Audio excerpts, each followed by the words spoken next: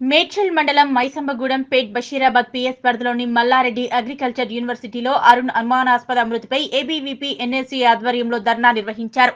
యూనివర్సిటీలో అంబులెన్స్ సౌకర్యం లేకనే విద్యార్థి మృతి చెందాడని ఆరోపణలు చేశారు.